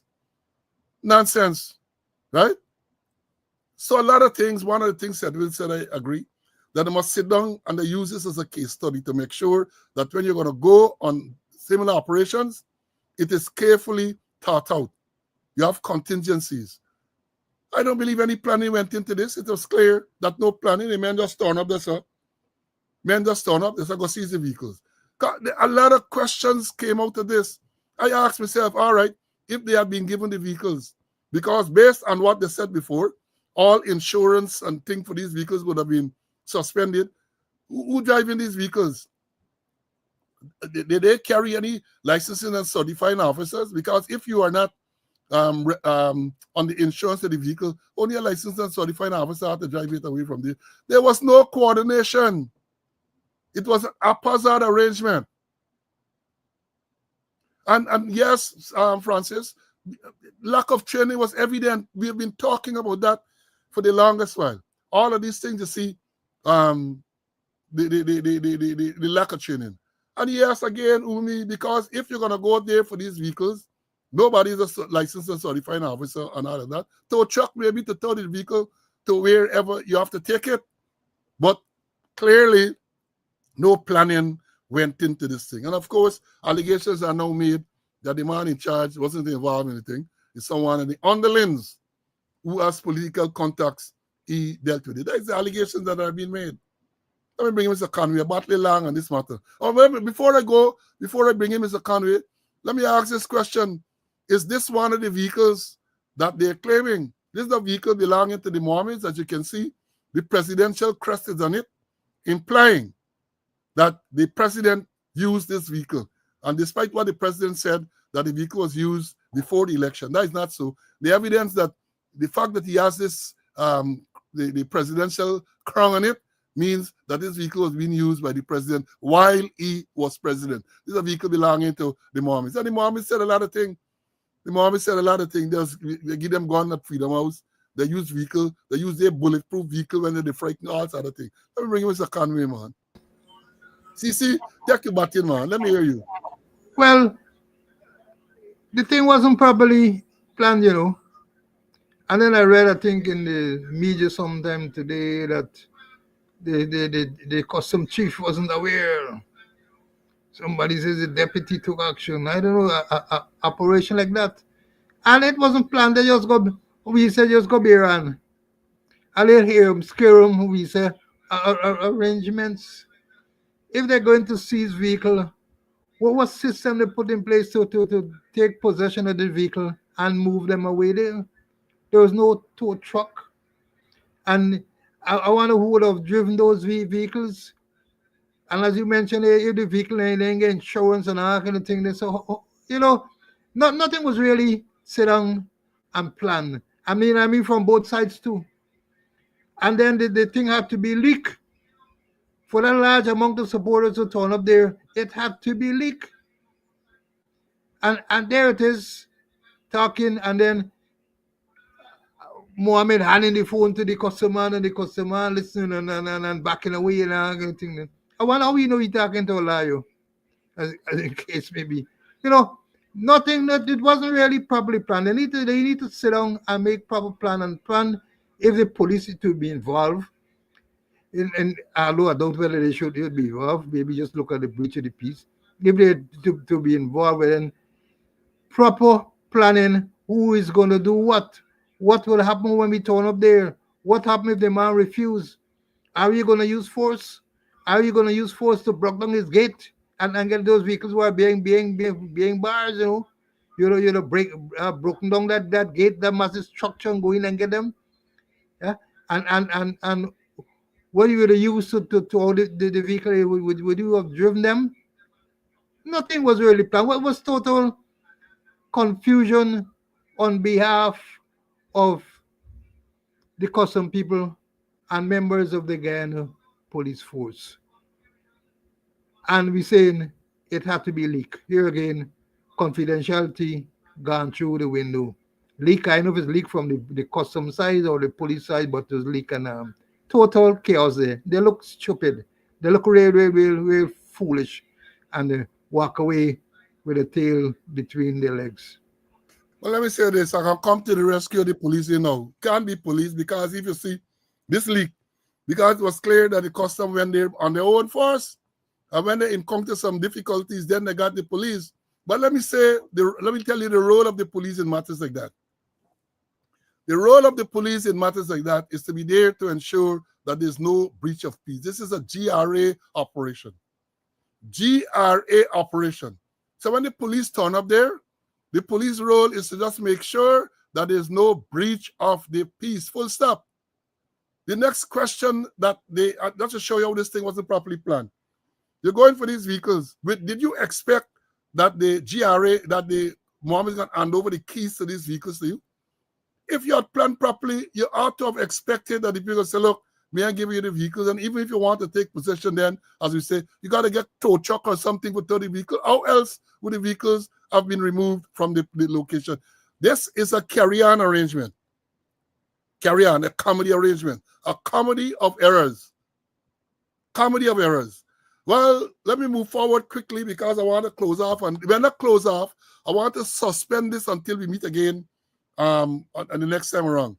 Because very Saturday, the judge issued an order preventing the GRA from seizing the vehicle. And people ask the question, Saturday, how the judge? Well, there's always what they call the bail code judge. Yeah? You got to understand, it's a bail code judge.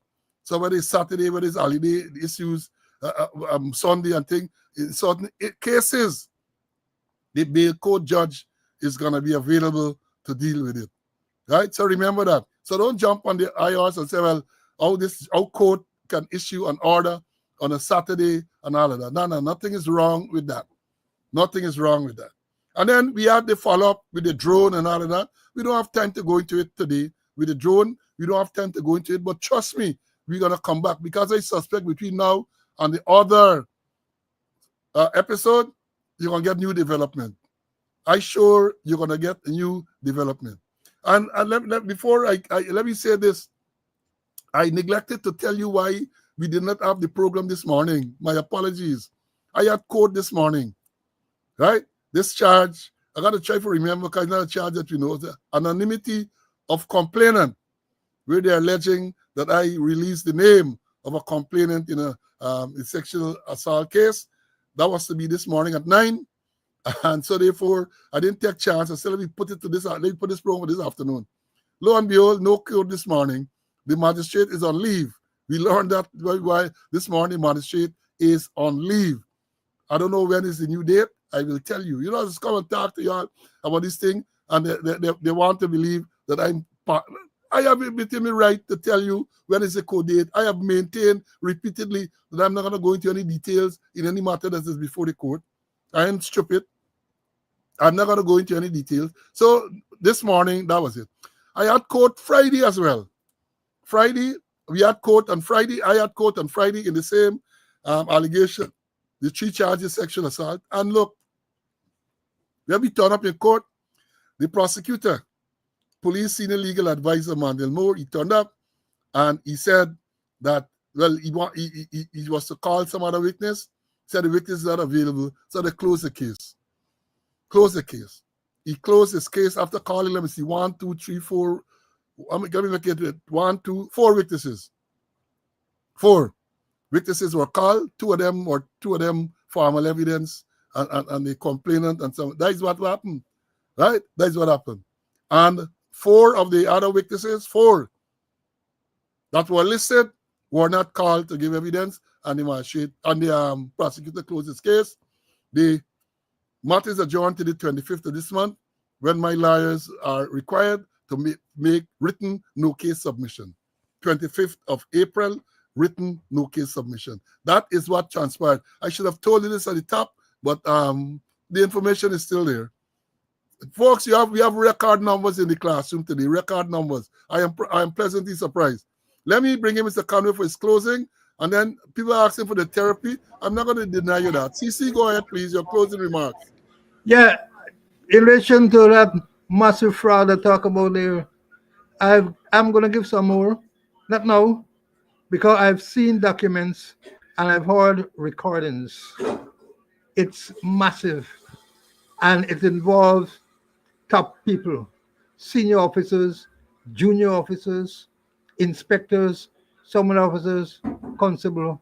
It's there, and it's massive. What they're doing, they're trying to solve or to cover up a crime by committing another crime. So they're committing crime all the time. And I should have shout out to some people, you know. Quite a number of persons met me on Friday, on Wednesday after the program, you know. So met me. So I'm one of your students, you know, and they were to recognize me, including a teacher from Christchurch Secondary School. Said she doesn't miss it. Either she see it live or home. I won't call her name, but she has two members of the force. Her brother and her sister are members of the Guyana Police Force. I don't call her name because they might want give them trouble.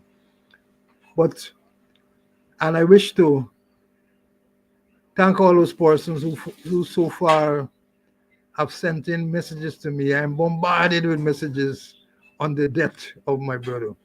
I wish to say thank you very much, and I'll be strong. I'll be strong. They bother me. I'll be strong. And thank you to all those persons who have sent in messages in relation to the death of my brother. Right, again, condolences, my brother. Thank you very much. Thank you very much. And as people are asking for the therapy, let me find it. Here we go. Here we go. The darker you are, the lower you are on the index. The developed countries hardly ever get on this index. And they have more institutional corruption, in my view. What about within your government? Do you accept bribes? No, I don't. We've spoken to a number of Chinese business people in Guyana who said that you do accept bribes, and they've said that, in fact, it's the only way to get business done. Yeah, well, I can't comment on that. You can just sit there and fabricate that. unless you say who the person is, I can't comment on anonymous people. Okay, well, let's talk about specific individuals. What is your relationship with Mr. Su Jurong? Su. Oh, Su. My relationship? Nothing. He's a tenant in my place, yeah. And he's a good friend of yours? Yes, yes, he is a friend of ours. He claims that through his very close relationship with you, that he's able to get any deal done. Well, I don't. Do you use middlemen like Sue in order to take money on your behalf so that you can keep your hands clean? No. The answer is no. We met with a manager from a Chinese state-run corporation who confirmed that they use individuals like Sue in order to get these deals done, and that they pay them a consulting fee, which essentially serves as a bribe to individuals like you. I mean, what would you say to I that? don't know, because again, that's all.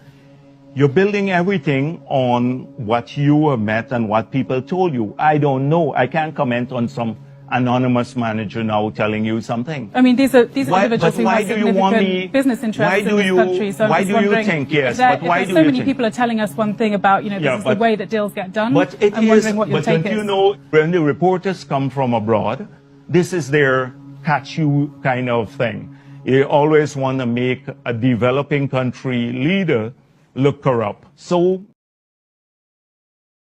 They want to identify the criminals. They want to bring people to say who are the alleged to be involved in all of these things. And again, let me say, allegation, a serious allegation, and no investigation, no credible, well, not at all, whether credible or not, no investigation. And this is the man who sit there and call people, them a criminal, them a race slag buckter.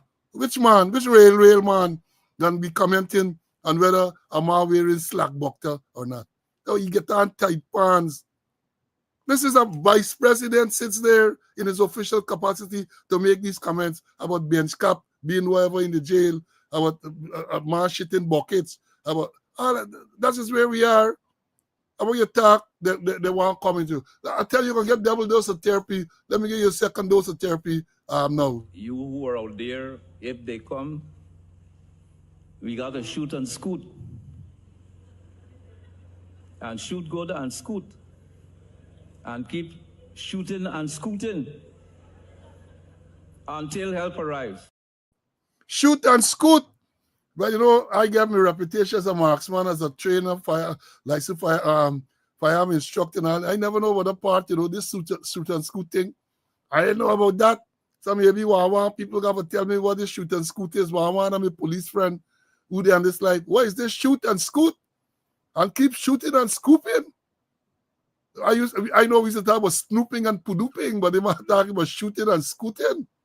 Shooting and scooting until help arrive. You ever hear Chief Minister?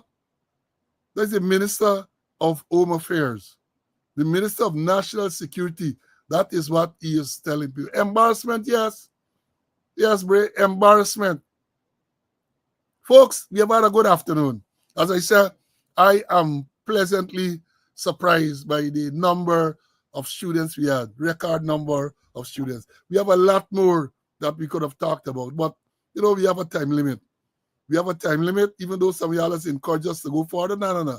We're going to stick to this time limit. And when we come again, today is Monday, God's Spirit Life, we should be here with you again Wednesday morning. Hope nothing comes up. But afternoon look very convenient to a lot of these students. But we hope nothing comes up, and we are going to come again. But before I go off, you see the number below here, one man, I forgot to tell you all this something ago. One of these jagabots, when we put up the thing, well, not with me, with another thing, when they had the email thing. And I'm reporting what was said, I was reporting, the man said, when they established a GoFundMe, say, well, there's all the black people good for beg. There's just somebody commented. And then the reply was classic. So we got for beg because you aren't teaching we how for thief. That was the reply on social media. So we are not begging. We are saying to you, those of you who, and all of you would say to us how educational this program is. And I'll be saying to you, if you can afford it, the Zelle number is there, the Cash App. those of you in Guyana, the MMG number is there. Make a small contribution so we could continue to do what we got to do. Make a small contribution. Now, I almost forget. I had this thing to tell you too. This is a town hall-like meeting on Sunday in Brooklyn at the Ex-Police Association, all there in 53rd Street between Avenue D and Clarendon. They're going to be talking there, voices from the ground, African Guyanese vision for the future of Guyana. This is sponsored by the IPADG, Imperial Decade for People of African Descent, Guyana. So that is Sunday coming from 3 to 5 at the Ex-Police Association Hall in Brooklyn. So all of you know, you have a lot of Brooklynites, people from Queens, people from nearby areas are here. People in the tri-state should come and hear what is to be said. I am listed there as a speaker as well. And so if you have the time, please pop in and hear what we have to say. As you see the speakers there, Vincent Alexander, Darren Wade, and yours truly is going to be moderated by Dr. Rose October. And this is again Sunday coming from 3 to 5 at the Ex-Police Association Hall in Brooklyn, New York. So, folks, again, we had a long afternoon. We had a long afternoon. Again, I thank you for your turnout. Your turnout was magnificent.